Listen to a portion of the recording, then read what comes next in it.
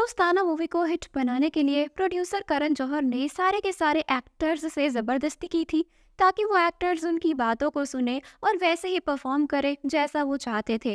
यहाँ तक कि एक सीन में करण ने ऐसा कुछ करने के लिए प्रियंका को कहा था कि प्रियंका एकदम से अनकंफर्टेबल हो गई थी, लेकिन प्रियंका ने किसी की भी नहीं सुनी और अपने मन की बातों को ही इम्पोर्टेंस दिया। ऑडियंस को दोस्ताना फिल्म बहुत पसंद आई थी, यहाँ तक कि फिल्म का वो हर सीन जो कॉमेडी से भरा था। और तो और ऑडियंस को कुछ गाने भी पसंद आए थे। कुछ गानों की वजह से मेकर्स को काफी ज्यादा ट्रोल भी किया गया था। माँ का लाडला बिगड़ गया गाना शुरू में सभी को हजम नहीं हुआ था।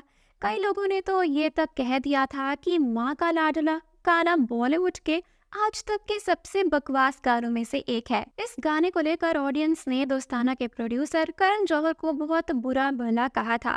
करण ने एक इंटरव्यू में कहा था कि वो गाना एक एंटरटेनमेंट पर्पस के लिए बनाया गया था, ना कि किसी को चोट पहुंचाने के लिए। वक्त के साथ ये मामला ठंडा पड़ गया था। आशा है कि करण दोस्ताना 2 के दौरान इन बातों को ध्यान में रखे। भले ही दोस्ताना फिल्म में होमोसेक्सुअलिटी को कॉमेडी के तौर पर दिखाया गया था, लेकिन एक कैरेक्टर ऐसा था जिसे मेकर्स ने होमोसेक्सुअल नहीं बल्कि पूरा का पूरा गे लुक ही दिया था, और वो कैरेक्टर था बोमन ईरानी का।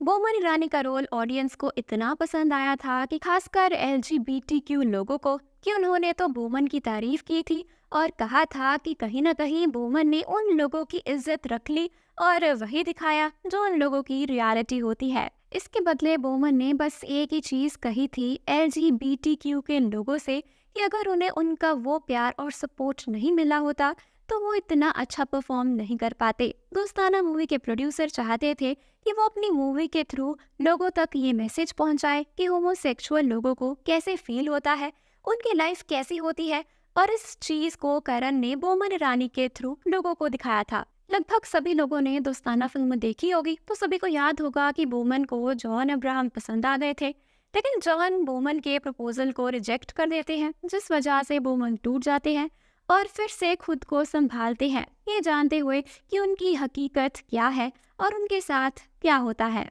करण को फिर से ऐसा ही कोई इम्पोर्टेंट मैसेज देना होगा ऑडियंस को, ताकि वो होमोसेक्सुअल लोगों को समझ सके। करण अपना पुराना आइडिया यूज कर सकते हैं, वो भी कॉमेडी के जरिए, ताकि लोग बातों को अच्छे से समझे। कुछ लोग ऐसे होते हैं जो फिल्म को डिटेलिंग के साथ देखते हैं। ऐसा ही हुआ था दोस्ताना फिल्म में भी। एक सीन में प्रियंका चोपड़ा पहले अभिषेक बच्चन और जॉन अब्राहम से नाराज हो गई थी और फिर बहुत मनाने के बाद वो मान गई, लेकिन उसके दूसरे ही सीन में फिर से यही दिखाया गया था कि प्रियंका अभी भी अभिषेक और जॉन से नाराज थी। ये सीन देखने के बाद ऑडियंस को लगा कि मेकर्स ने जबरदस्ती इस सीन को मूवी में ऐड किया है। इसलिए दोस्ताना 2 के मेकर्स जब तक दोस्ताना को डिटेल में समझेंगे नहीं, तब तक उन्हें कुछ बातें क्लियर नहीं होगी। तो ये कुछ फैक्टर्स हैं दोस्ताना मूवी से रिलेटेड, और आपको ये फैक्टर्स कैसे लगे हमें कमेंट सेक्शन में जरूर बताएं।